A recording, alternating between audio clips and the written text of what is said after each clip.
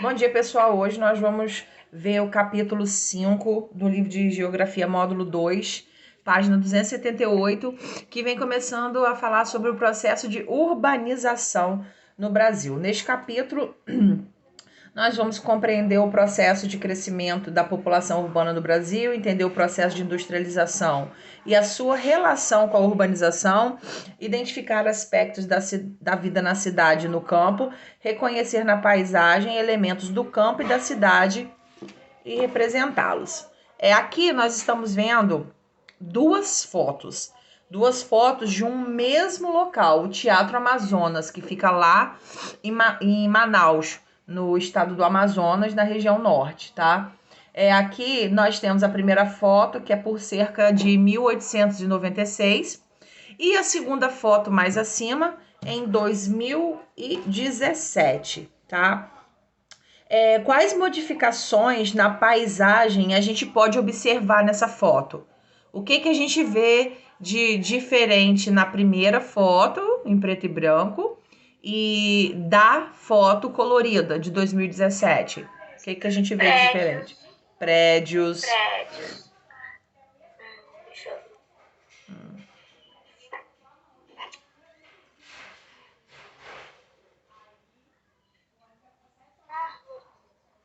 Carros. Os carros passam por onde? Pela estrada. Né? Isso, pelas ruas, né? A gente pode ver que na primeira foto é chão de terra e na segunda já tá tudo asfaltado, né? Com certeza Mais tá. moradias. Isso, mais moradias, prédios. Aí tá perguntando aqui também quais elementos, o que tem na primeira foto e que continua tendo na segunda. Isso, né? As árvores, a vegetação, o próprio teatro, né? O teatro permanece. Algumas casas também daquela época continuam. A gente pode olhar que tem uns prédiozinhos bem mais antigos. Sempre eles mantêm alguma coisa antiga, tá? Você acha que Manaus, né, a cidade onde tem esse teatro, ela é mais urbana ou menos urbana? Hoje, vou reformular a pergunta. Manaus é mais ou menos urbana hoje em dia do que no passado? Vocês acham que ela hoje é mais urbana do que no passado? Não. Sim, sim. Por quê? Por que ela é mais urbana? Porque ela tem mais construções mais modernas, prédios que naquela época não existia. Existia a questão do asfaltamento, né? E até mesmo o aumento da população, o aumento das pessoas que moram nesse lugar aumentou. Então houve um processo de urbanização, quer dizer, de modernização, de ampliação, né? A questão de asfaltamento, questão de construção de prédios, de novas moradias, de reformas, a questão também dos veículos, né? A questão do aumento das pessoas morando nesse local, tá? Agora a gente vai para a página 280. Processo de urbanização. Você já ouviu falar em urbanização? Essa palavra é usada para definir a transformação do espaço rural em espaço urbano e também o aumento da população nas cidades. Vamos dar uma marcadinha nisso aqui, por favor. Tá? Olha, a gente vai grifar primeiro a palavra urbanização, que tá de pretinho, tá? Depois a gente vai vir para cá, ó. A transformação do espaço rural em espaço urbano e também o aumento da população. Vamos parar aqui. Vamos relembrar a questão de rural, urbana, quando a gente estudava zona rural e zona urbana, né? A zona rural, ela compreende o campo, né? O interior. E já a zona urbana, ela constitui as cidades, onde nós temos construções, nós temos mais quantidade de pessoas, mais veículos transitando, tá? O processo de urbanização aconteceu na área de Manaus, retratado nas fotos da página 278 e 279. Observe que na foto do final do século XIX havia poucas construções, terrenos desocupados e ruas de terra. Vamos dar uma grifadinha nisso aqui também, ó. Havia poucas construções, terrenos desocupados. Na foto de 2017, esses espaços foram ocupados por, vamos grifar, edifícios, casas, ruas pavimentadas e uma praça. Grifar aqui também, vou puxar para cá. Esses espaços foram ocupados. Tá aí para vocês poderem grifar, para a gente saber a modificação que houve, né, da primeira foto para a segunda. Na primeira foto tinham poucas construções, tinham terrenos desocupados, que aqui a gente chama de terreno baldio, né? Aquele terreno que não tem construção nenhuma. E as ruas eram de terras. Aí esses espaços foram ocupados por edifícios, casas, ruas pavimentadas, né? Ali onde haviam poucas construções e terrenos desocupados, foram ocupados por mais casas, foram ocupados por edifícios e as ruas de terra foram pavimentadas e foi feito uma praça. A praça ali onde ficou a vegetação, né? Ali eles fizeram uma praça. Ao longo do tempo, em muitos municípios brasileiros, a área rural foi cedendo espaço à expansão da área urbana. Em alguns, a área rural já não existe. Isso significa que esses municípios são constituídos praticamente só de paisagens urbanas. Então, quer dizer, a gente está vendo aqui que existem algumas cidades que elas vão crescendo, e elas vão pegando o espaço rural. Então, aquela área que era rural, ela se transforma numa área urbana. E aqui também vem falando que existem algumas cidades que já nem tem mais área rural, somente a área urbana. A cidade tomou conta de toda a área, ok? Apesar de haver distinção entre o campo e a cidade, esses espaços estão ligados e um depende do outro. Os alimentos produzidos no espaço rural são consumidos principalmente no espaço urbano. Também quero que vocês grifem isso aqui, tá? Que, por exemplo, o arroz que a gente come, o feijão que a gente come, ele é plantado na zona rural, né? O leitinho que a gente bebe, que vem da vaquinha, a carne que a gente come, que vem do boi, do porquinho, né? Da galinha, eles também estão nas áreas rurais, né? Onde tem os campos. Ah, tia, mas tem gente que tem galinheiro no quintal de casa. Sim, tem gente que tem galinheiro no quintal de casa. Mas isso são exceções. A gente sabe que todas as regras existem algumas exceções, tá?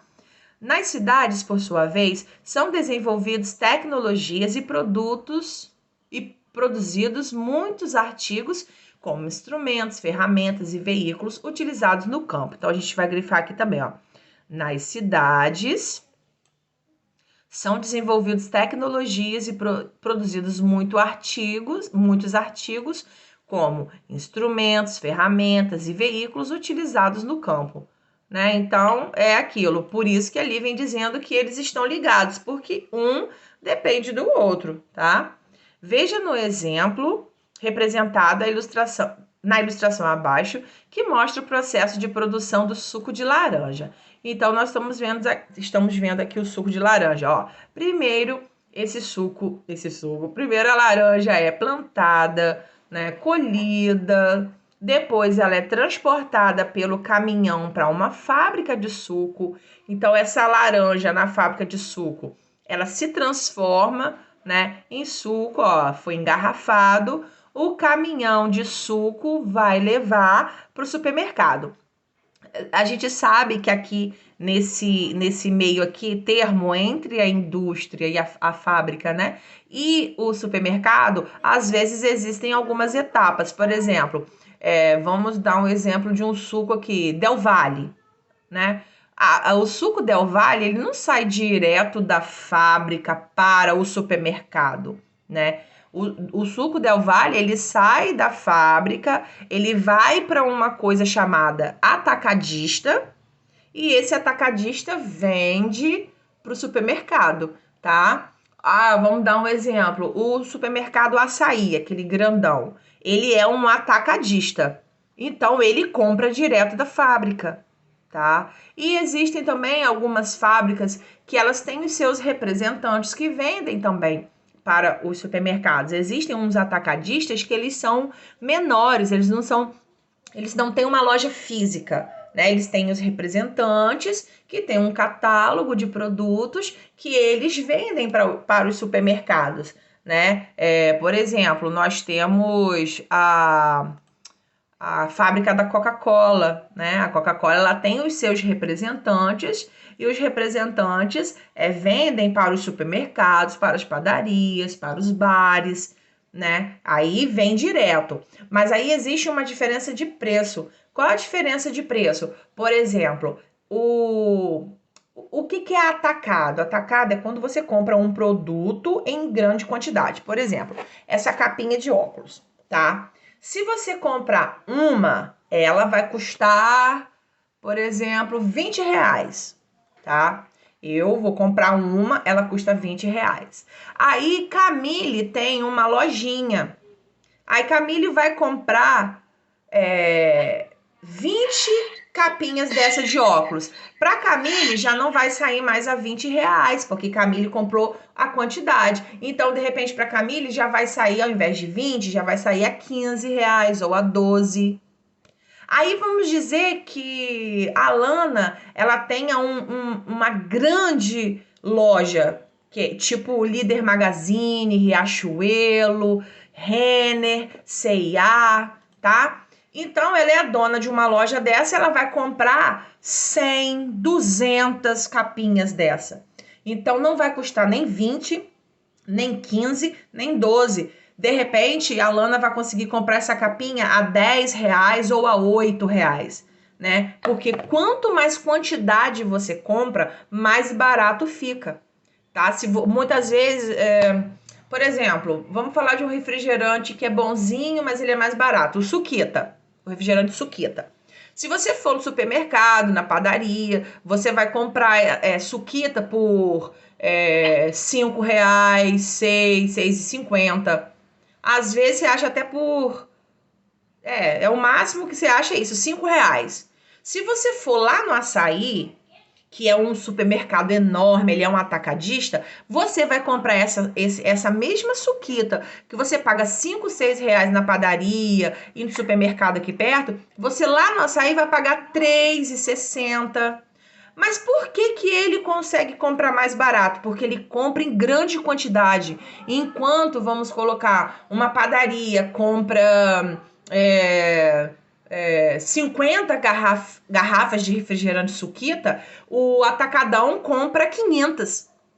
Entendeu? Então, ele, por comprar em grande quantidade, ele tem um desconto melhor. E aí, o que acontece?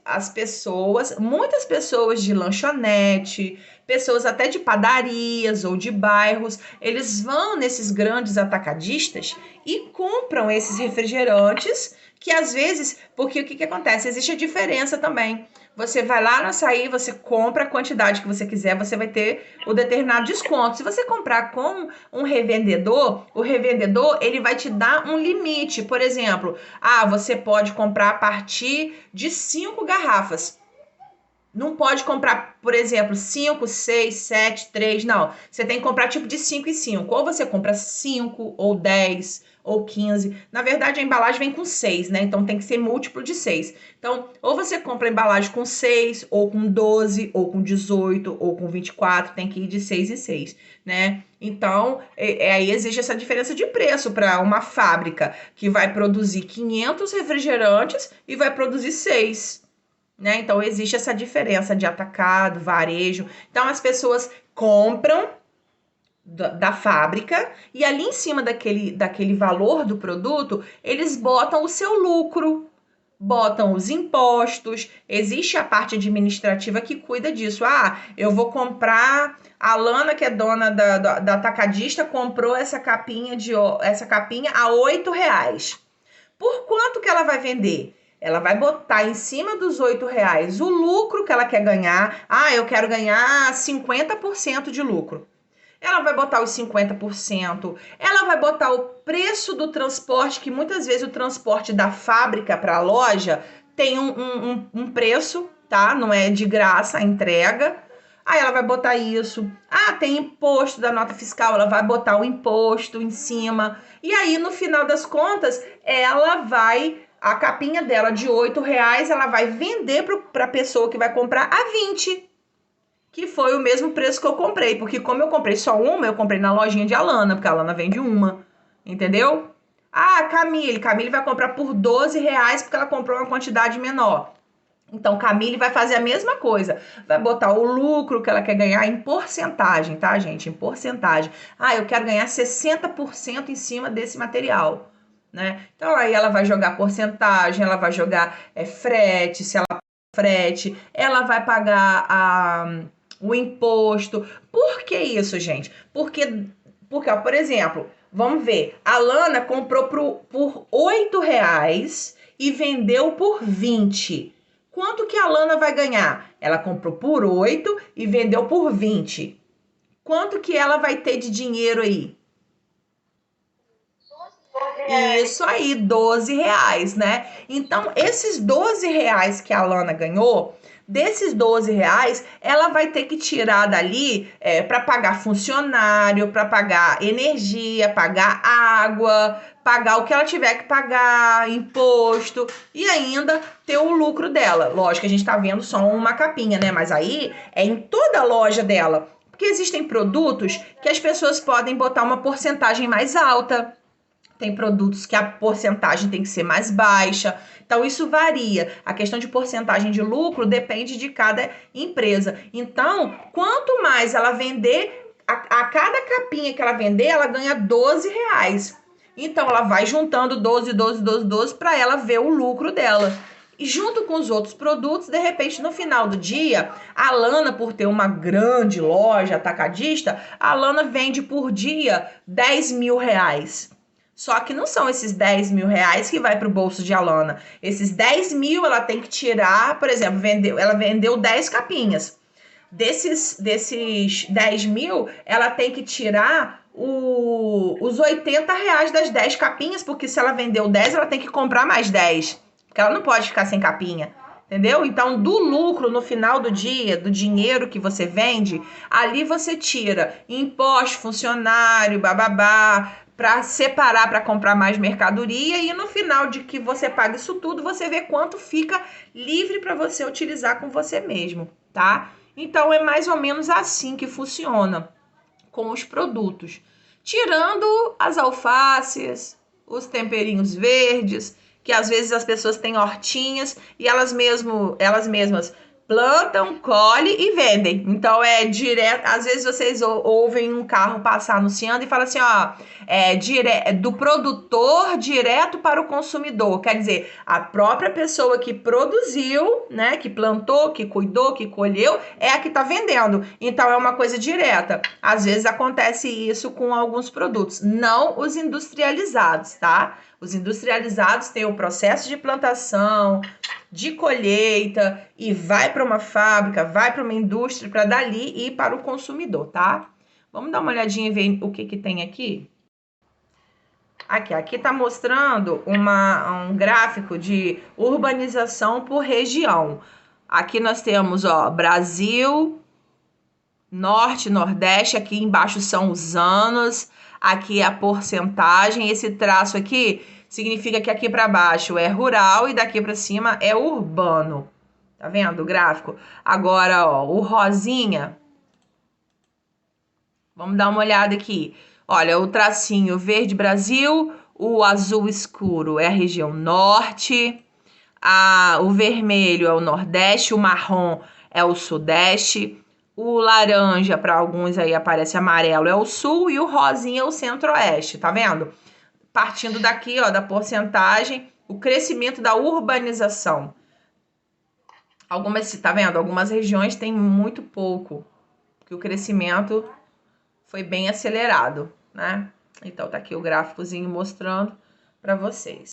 Agora, população urbana e rural no Brasil. No gráfico abaixo, está representada a quantidade de pessoas que viviam no campo e em cidades brasileiras entre 1940 e 2010. Então, aqui nós estamos vendo, né? Verdinho é a população urbana e o laranja é a população rural. Então, a gente pode ver aqui no início era mais rural do que urbana. E depois isso foi, né? Aqui, ó, 1940, 1950, 1960, ainda era mais rural do que urbana. Depois isso foi mudando, né? Cada vez mais crescendo a zona urbana. Então, vamos lá. Com a industrialização da região sudeste, muitas pessoas deixaram o campo para trabalhar nas indústrias e em outros setores da economia, como a construção civil e o comércio das cidades, né? Isso aqui a gente lembra um pouco do que a gente viu no bimestre passado, êxodo rural, né? A saída do homem do campo para a cidade em busca de melhores condições de vida. Então, com a criação de indústrias, isso ficou mais viável, né? Também teve a construção civil, que é aquela coisa de construir prédios, grandes supermercados, e o próprio comércio das cidades, tá? Então, a gente vai dar uma grifadinha aqui. Então, vocês grifem isso aí. Outros tiveram de se mudar por outros motivos, como o desemprego causado pela mecanização do campo. Agora, veja, neste outro gráfico, a proporção da população urbana de cada região brasileira em 2015. Então, nós temos aqui, né, a população urbana por grandes regiões. Isso aqui é em porcentagem, tá? Ó, Norte, 75%, Nordeste, 73%, Sudeste, 93%, Sul, 85%, Centro-Oeste, 90%. Agora, nós vamos colocar aqui, nessa página, autocorreção, tá? Vou colocar aqui para vocês. Então, tá ali, já colocamos a autocorreção. Agora, vamos olhar o gráfico. E o gráfico lá de cima, o primeiro gráfico, o que mostra o processo de urbanização, que tem a população urbana e rural. Tá perguntando assim na número 1, em que período, quer dizer, em que ano, a população urbana ultrapassou a população rural? Em 2010? Não, presta atenção, é para olhar a... Rural. Presta atenção, eu cheguei a comentar que tinham alguns anos que a população rural era maior. E depois chegou um determinado ano que eu falei, ó, agora que mudou, agora que começou a urbana a ser maior. Olha lá no gráfico. Em 1970. Isso aí, 1970, tá? Não é no ano, é na década, né? Que foi a partir disso. Então, a gente vai escrever assim, na década de 1970. Ok? Esse daí eu já fiz. Vou desligar o áudio porque tem muito barulho. Começa barulho. Em que décadas indicadas no primeiro gráfico a população rural era maior que a urbana? Vou dar uma colinha, tá? Foram 3 anos que eu falei com vocês, olha, tal ano, no caso, tal década, a população rural é maior. Quais são as 3? 1940, 1950 e 1960. Isso aí. Não esqueçam de colocar nas décadas de, tá? Porque aqui a gente tá falando de década. Desculpa se tem um ruído. Vamos ver a 3 aqui. Que região tinha a menor taxa de população urbana em 2015 e qual era a maior? Aqui a gente já vai olhar esse segundo gráfico aqui. Esse gráficozinho aqui das regiões. Então, primeiro, a gente vai dizer qual era a menor. Quem pode me dizer qual era a região menor? Olha para o gráfico, gente. Nordeste? Isso aí, Nordeste. Agora, nós vamos falar a maior. Qual era a maior? Centro-Oeste. Galera, isso, tá certo. Gente, olha só. Olha como vocês precisam estar atentos ao que eu tô perguntando. Vocês têm um gráfico na frente de vocês. No topo colorido tem valores. Vocês não conseguem olhar aqui e saber qual é o número maior, qual é o número menor? Vocês estão com dificuldade em identificar isso? Tá bem claro aqui os números. Vocês estão com dificuldade de identificar qual número é maior e menor? Porque teve gente que me disse Centro-Oeste. Olha aqui, Centro-Oeste está 90. A gente está vendo aqui, ó, o número maior aqui, 93. Lembra do que eu ando conversando com vocês sobre vocês prestarem atenção? Isso não é difícil. Já pensou se eu boto isso aqui numa prova perguntando qual é o maior e alguém vem lá e bota Centro-Oeste? Isso é mera falta de atenção. Então a gente precisa estar ligado. Lembra o que eu falo sempre com vocês? Presta atenção como eu pergunto. Muitas vezes eu não leio a questão, ou às vezes eu leio e logo em seguida eu explico, porque às vezes as palavras podem deixar vocês um pouco confusos, tá? Então vamos ficar ligado nisso aí, galera. Então tá aí a resposta. O que aconteceu para o Brasil mudar tão rapidamente? Hoje é muito comum usarmos produtos fabricados no Brasil, mas nem sempre foi assim. As primeiras fábricas foram instaladas no país no século XIX. Vamos grifar isso aqui, ó. As primeiras fábricas foram instaladas no século XIX. Até aquele momento, os produtos industrializados eram comprados de outros países. No Brasil, só eram produzidos artigos provenientes da agricultura e da pecuária e do extrativismo. Vamos grifar isso aqui também, a partir de no Brasil, né? Então, antes da industrialização aqui no Brasil, a gente comprava as coisas de fora, né? Vamos continuar. As indústrias brasileiras começaram a crescer mais rapidamente no começo do século XX, quando seus bisavós provavelmente estavam nascendo. Isso aconteceu por causa da Primeira Guerra Mundial. Os países envolvidos na guerra pararam de fornecer as mercadorias que eram vendidas para o Brasil. Diante da falta desses produtos, ricos fazendeiros de São Paulo e do Rio de Janeiro investiram parte dos lucros obtidos com o café em fábricas. Então, vamos ver isso aqui, ó. Vamos dar uma grifadinha nisso aqui, ó. Os países envolvidos na guerra pararam de fornecer as mercadorias que eram vendidas para o Brasil. Então, o que o Brasil ia fazer? Se virar nos 30, né? O Brasil tinha que começar a produzir isso. Então, tá aqui. Diante da falta, né, desses produtos, vamos grifar isso aqui também. Diante da falta desses produtos, os fazendeiros de São Paulo e Rio de Janeiro investiram parte dos seus lucros obtidos no café, porque nessa época havia produção de café, em fábricas.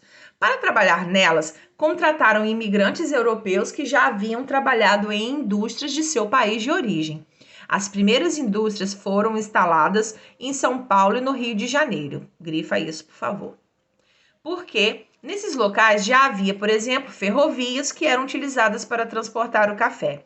Mesmo com esse investimento, até 1930 eram fabricados no Brasil apenas produtos em que era usada pouca tecnologia, como tecidos e alimentos. Então, nós vamos grifar esse parágrafo aqui, tá? Que mesmo com investimentos, né, até o ano de 1930, a década de 1930, eram fabricados no Brasil apenas tecidos e alimentos, coisas que, não só isso, né? Coisas que não precisavam de muita tecnologia, como, por exemplo, tecidos e alimentos.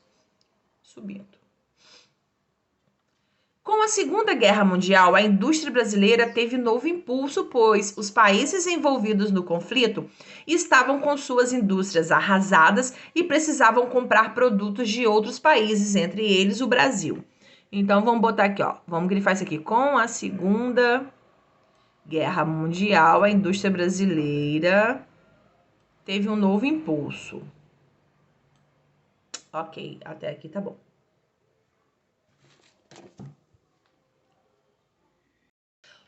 Outro período em que a indústria brasileira se desenvolveu bastante foi durante o governo do presidente Juscelino Kubitschek, entre 1956 e 61. Uma das principais medidas do governo nessa época foi o incentivo à instalação de empresas multinacionais do setor industrial no Brasil. O que são multinacionais?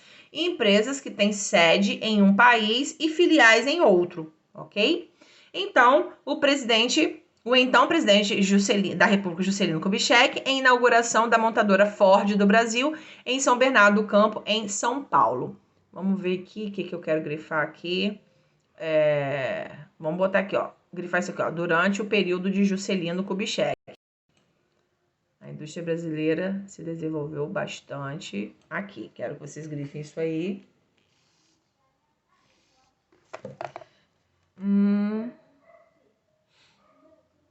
E grifar isso aqui, ó, um incentivo à instalação de empresas multinacionais. Então, quer dizer, o governo, na época de Juscelino Kubitschek, deu um incentivo para que multinacionais, empresas de fora, de outros países, se instalassem aqui no Brasil, ok?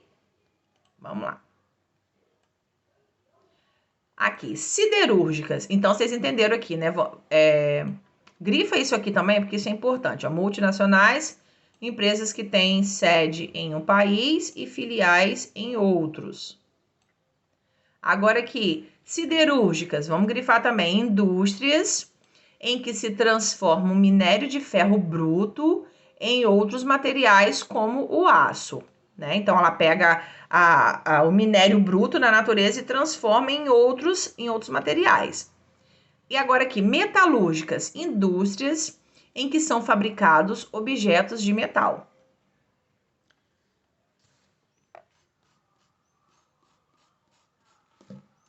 Nesse período, também foram fundadas as primeiras indústrias de máquinas e ferramentas e de construção, indústrias siderúrgicas e metalúrgicas.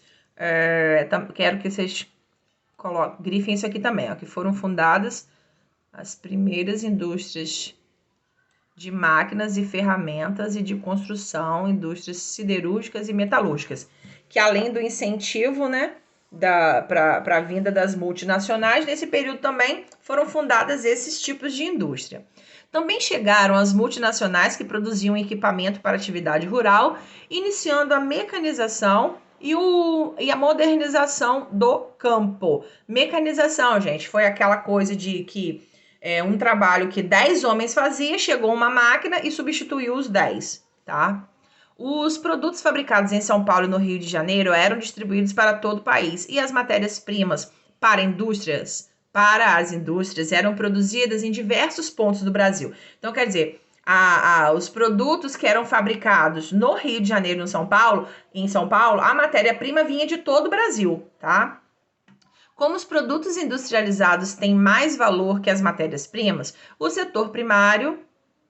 as matérias-primas do setor primário, as desigualdades entre os estados brasileiros aumentaram, né? A gente já estudou isso no ano passado sobre os setores, né? Existe setor primário, secundário e terciário. O setor primário é aquele que trabalha com as matérias-primas, né? Agricultura, extrativismo, pecuária. O setor secundário já é onde entra essa questão da industrialização, né? E o setor terciário, é aquele da prestação de serviços, né? E o comércio, tá? Comércio, prestação de serviços, tipo polícia,